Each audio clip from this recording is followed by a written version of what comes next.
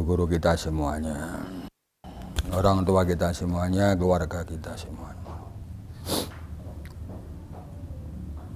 Al-Fatihah. Ya kan. Ihdinas siratal mustaqim, siratal ladzina an'amta 'alaihim ghairil maghdubi 'alaihim waladdallin. Amin. Bismillahirrahmanirrahim.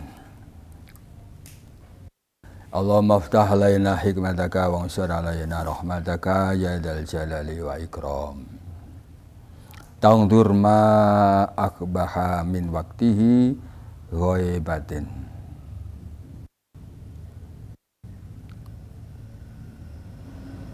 Kata perintah tangdur, lihatlah, pikirlah, cara dinie angen-angeno begitu. Iklam marwa sapa sira bi anna mislal hawasi kelawan seduhune sepadane ira-ira panca indra. Wa mislal qalbi lan sepadane ati asalimi kang slamet arrosi kang tumancep iku kabir katin kaya dene mata air kaya dene sumur yun sobo kang den arahaken den jejekaken den sambungaken fi arja iha ing dalem ndukure birkatin apa khamsatu anharin 5 pira-pira sungai tohot kang dadi bagus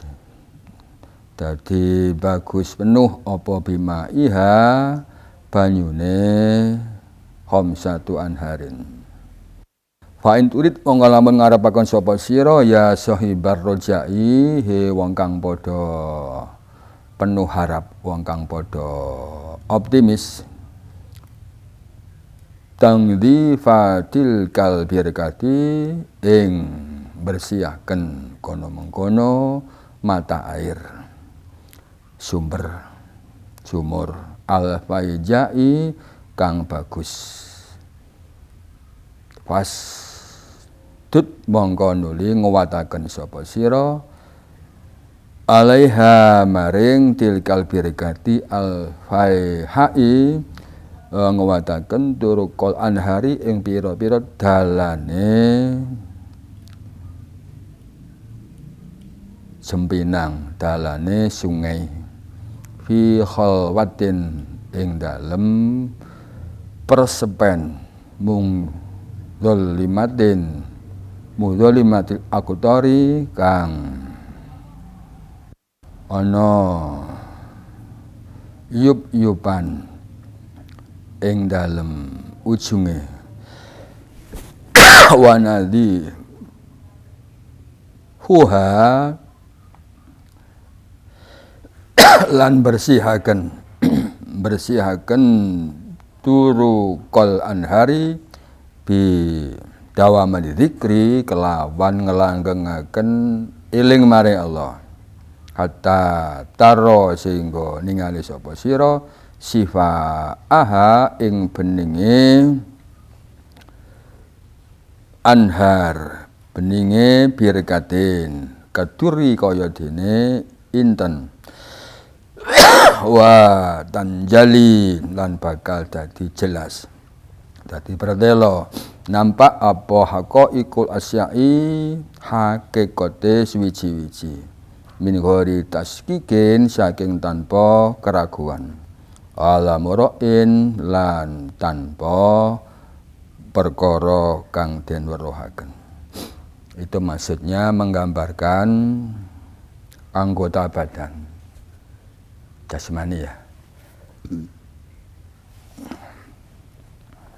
Itu kalau dipadankan, disinonimkan dengan hati. Jadi hal yang nampak, yang enggak nampak. Contohnya yang nampak itu dijelaskan bagaikan mata air atau sumber. Hulu hulu. Cara kene anak sumberan ya. Mana hulunya Joso. Ya. Joso ya hulunya, Joso sana terus di daerah Joso. Durian Joso mana itu? Durian Joso itu. Jadi Ucur, nah itu hulunya air yang ada di pondok. Ya, hati itu bisa dirasakan dengan hulu. Maka kalau kita ingin seorang yang optimis selalu optimis, ya kreatif, inovatif, itu bagaikan mengalirkan air dari hulunya. Maka biar semua itu lancar, maka jalan-jalan menuju Joso, menuju sana itu semua dibersihkan sampai kepada ya apa itu peralon ya, jangan buntu, jangan tersendat sampai ke hulunya, maka air akan melancar ke pondok, ke kampus, ke asrama, semua akan baik dan lancar. Sama ini gambarannya. Itu caranya bagaimana kalau hidup kita bisa optimis, lancar, yang nggak pernah pesimis, maka hulunya adalah hati. Hati itu bagaikan sumber mata air, sumber kehidupan. Maka hulunya hati itu bisa baik sebagai sumber segala sumber, biar ma'an hodakonya itu mengalir ke seluruh organ tubuh. Tolong jangan sampai dikotori jalan menuju hati, organ menuju hati jangan dikotori. Dari otak kanan kiri semua organ pasti ke situ arahnya. Nah, di situ itu gambarannya untuk menguatkan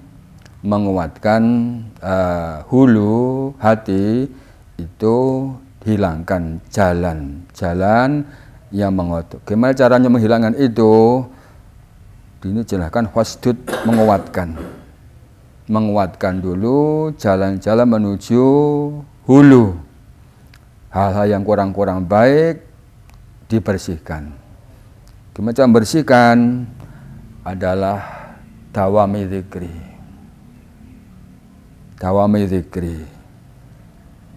Jadi terus kita gerakan baik secara ya jasmani rohani, selalu ingat kepada Allah. Itu untuk membersihkan hulu bisa mengalir ke semua organ tubuh. Mengapa orang udah apa itu stres ya? Udah apa? Stroke itu kan nyumpet hulunya. Nyumpet di sini, itu nyumpet akhirnya meledak. Karena apa? Terhambat oleh nafsunya, terhambat oleh kemauan dirinya, maka darah itu kurang lancar, ada kotorannya, masuk akal. Jadi bahasanya apa? Hipertensi. Itu sebabnya hulunya kurang bersih. Dampaknya ngalirnya kurang lancar, maka nyumpet jadi tekanan meledak. Itu. Di sini ini caranya membersihkan hulu, dawamu dzikri, hatta daro sifauha al-kidri. Sampai kita tahu bahwa hulunya itu betul-betul bening, kaduri bagaikan intan. Kalau sudah bening, maka sesuatu itu bisa dilihat dengan apa adanya, aslinya. Tandanya apa? Kita hilang sifat ragu-ragu, sifat mamang itu hilang. Jadi sudah bening hulunya. Paham ya? Kok ragu-ragu belum bening, masih ada keraguan. Itu tandanya belum bening hulunya, belum bening hati kita. Masuk akal? Jadi bolak-balik. Itu salurannya kurang bening, kurang lancar. Maka ada timbul was-was. Iya dik, was-was, ragu-ragu. Iya enggak iya. Itu berarti sumbernya belum bisa lancar. Nah, paham ya? Itu dirasionalkan dalam hati itu bagaikan ya tempat kumpulnya air. Biar air itu bersih, maka jangan sampai dikotori. Lah bersih, maka hulunya, salurannya jangan sampai disumbat-sumbat oleh nafsu dirinya. Caranya bagaimana? Tadi itu dalam teori membersihkan saluran ke hulu, membersihkan itu selalu zikir kepada Allah. Yang sudah berbaiat maka ya dilakoni sak kuat-kuate wukuf qalbi. Itu untuk dawamu zikri, mensucikan kalbun. Yang belum berbaiat di setiap langkah kita berupaya untuk suci dohir, punya wudu. Itu untuk tahapan awal, punya wudu, batal wudu setiap langkah pakai nama Allah, bismillah. Agak berat, bismillah la haula wala quwata illa billah. Itu untuk memulai biar sekat-sekat ke hulu itu enggak nyandet. Tahu nyandet? Macet. Karena nafsunya, kemauan dirinya. Enggak tercapai, marah tertekan. Masuk akal? Ya, itu maksud tangduru. Ya.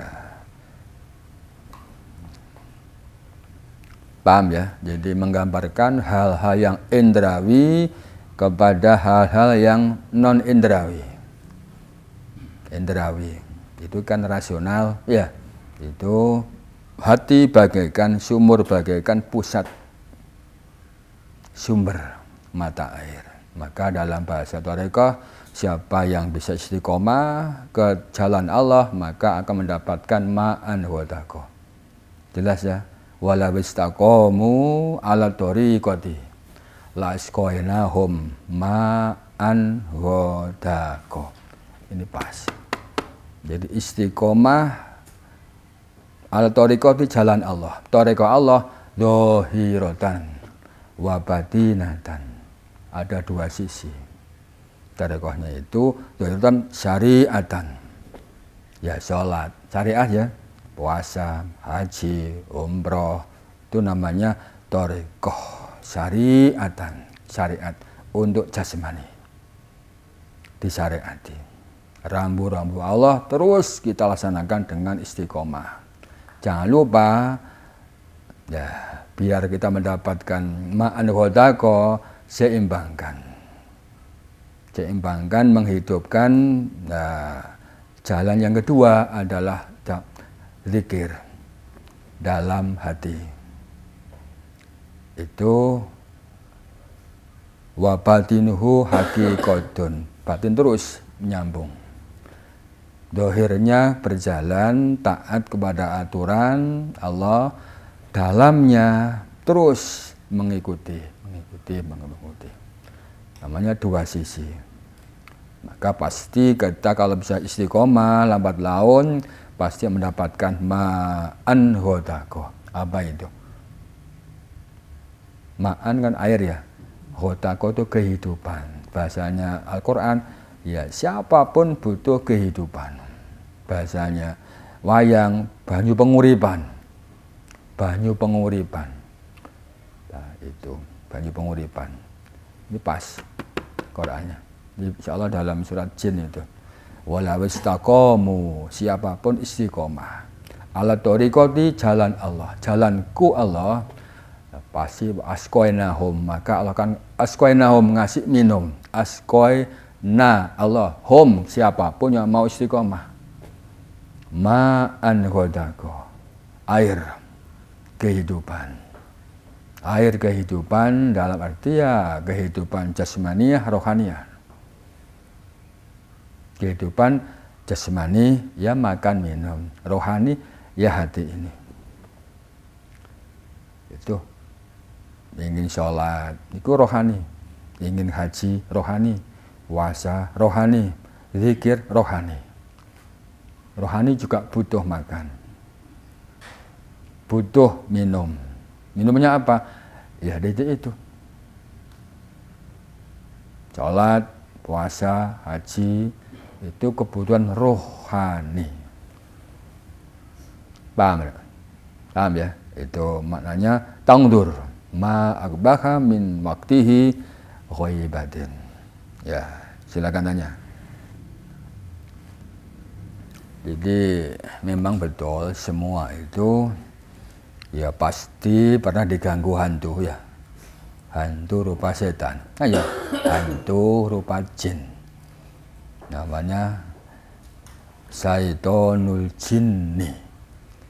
Itu yang mengganggu setiap saat kita, dimanapun kapanpun. Yuwaswisu fi sudurinas. Ayo, terus dalam dada kita, sudurinas. Itu sudah berjanji pada Allah kok. Jadi sudah kontrak kepada Allah, ganggu. Anak turunnya Bani Adam, selama masih hidup masih diganggu. Maka untuk menepis itu, menipiskan tadi itu. Jadi semua terganggu, kecuali ya Nabi ya maksum. Semua terganggu pasti. Cuma menipiskan. Itu ada caranya tadi itu. Maka dalam menipis itu ya setiap akan berwudu, doakan ya. Disyariati dulu, ya berdoa, disyariati dulu, berwudu, setelah berwudu, doa lagi. Ini namanya syariat untuk menipiskan yuwaswisu fi sudurinas. Akan sholat juga berdoa. Sadar dulu mungkin, baca falak mungkin, nas mungkin, la haula wala quwata, takbir. Tetap masih mengganggu, tapi menipiskan gangguan itu. Sudah kontrak dengan Allah kok. Iya, itu setan. Selama kita hidup pasti diganggu. Nah, untuk menipiskan gangguan itu. Paham ya? Jadi kita normal, maklum, manusia biasa. Manusia biasa. Ya. Maka dalam sholat umumnya kan diganggu ya, ya minimal lah kelingan HP, kelingan bojo ya, kelingan anak, itu gangguan, ya gangguan fi sudurin nas, kelingan embong, ya itu namanya sudurin nas, yuwaswisu gangguan, maka ditipiskan dengan doa-doa sebelum itu. Kalau kalian sudah berbaiat, maka dalam bahasa Al-Quran, hafidhu as-sholawati wa sholatil wusta. Wusta itu bermakna wukuh kolbi. Bahasanya orang Jawa, sholat apa? Sholat daim. Nah, sholat daim itu dalam bahasa Thariqah, wukuh kolbinya jalan.